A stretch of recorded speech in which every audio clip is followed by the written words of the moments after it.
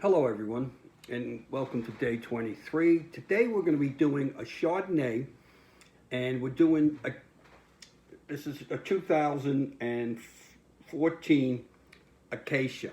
Now, this is an unoaked Chardonnay, okay, and it's unoaked Chardonnays started to become popular in the last 5, 10 years.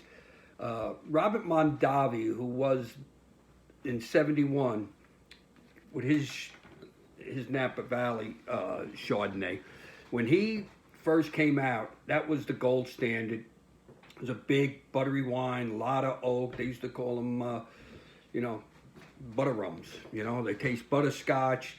You'd have it, and it was well received in the world and big. And it's not. It's a little harder to work a Chardonnay around food, as food got more popular with wine and a lot of people wanted to get away from the bigger oaks. We just, the whole world does pendulums, and this was a pendulum swing down.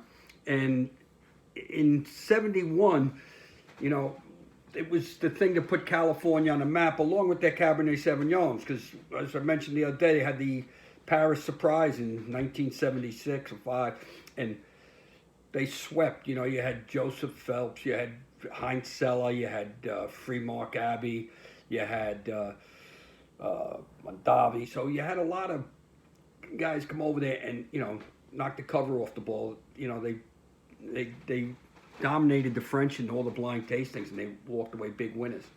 So the focus got more popular, and Chardonnay's been the bigger grape in California. Now this unoaked, I'm opening this up today because this wine's going to trade $10 or $12. And why we're doing the unoaked?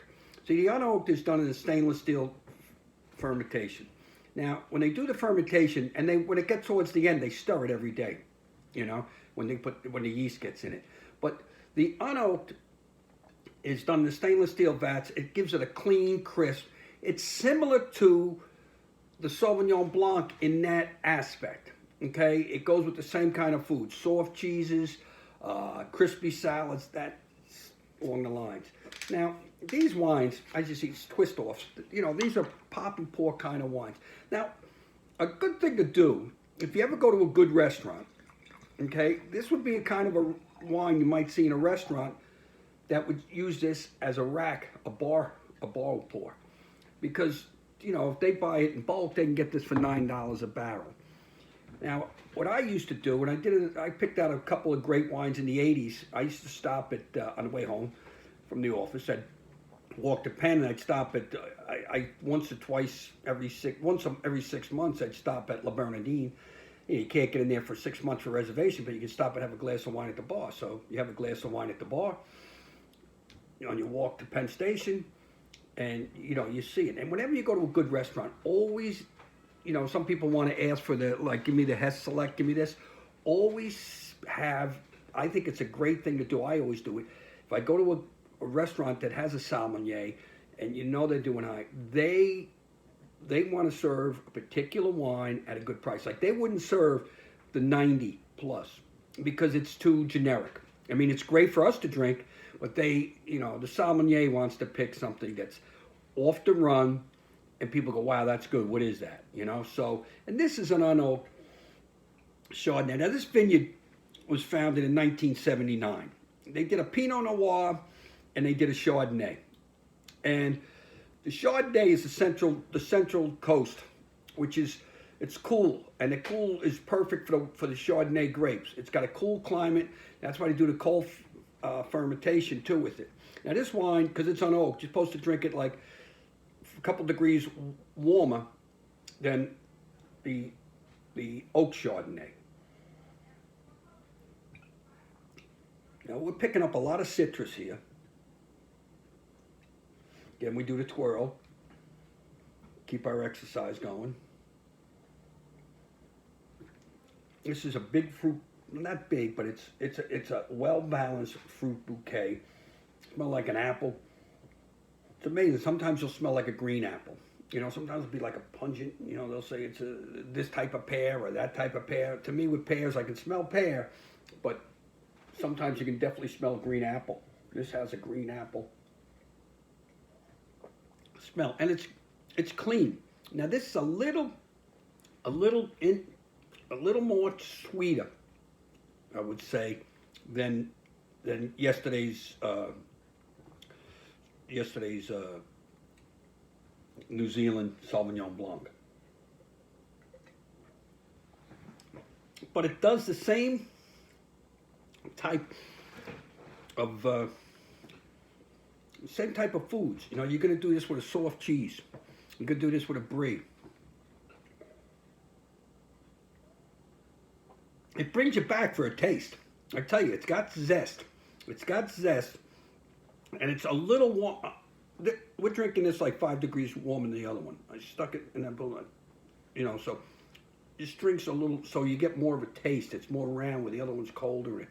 But this is a very sweet, nice, not sweet wine. I mean, very nice wine. It's not sweet. It's a dry wine. This is a dry wine, but.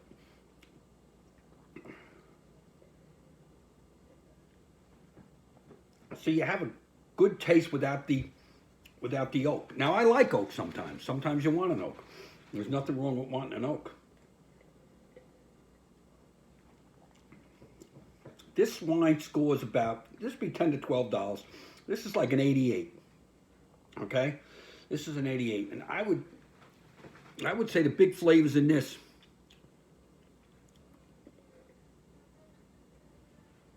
are just pretty much apple, pear. I don't pick up any saffron or anything. No pepper, really. And it's longer in the tongue. It gives you a longer taste, a longer finish than the Sauvignon Blanc. The Sauvignon Blanc is more of a cut at the end. This rolls off your tongue. Okay, so this is a little longer tasting.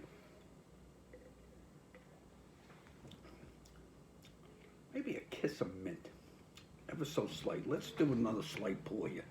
Now, it's interesting, you know, in California, what happened was, when they did the wine regions years ago, okay, the late 1800s, they all got together because in Europe they were upset that one guy was growing grapes, the other one was growing grapes. You can't call that a Cabernet Sauvignon, you can't call this a Barolo Tuscany. Everybody wanted to be able to have their region set aside. So they had a major wine. They had Argentina. They had South American companies, Chile. They had Portugal, France, Germany, Alsatian. That's why you had the Alsatian wines. You had all the different countries. Even had, I think, South Africa time. But they didn't invite the U.S. because they figured the U.S. don't know how to make wines. Well, lo and behold, it took us 60 years to go over and show them on a blind tasting. And I don't know if we ever would have won it if it wasn't a blind tasting. But we go over there, and to this day, like, you'll see Chardonnay, you know, made here, and you'll see it in France. But they never gave us a hard time about the Chardonnay like they did with the Champagne or the Burgundies. They don't want a Burgundy. You can't say Bordeaux. So we said, hey, we weren't invited to the party. So if we're not invited to the party, we don't have to sign.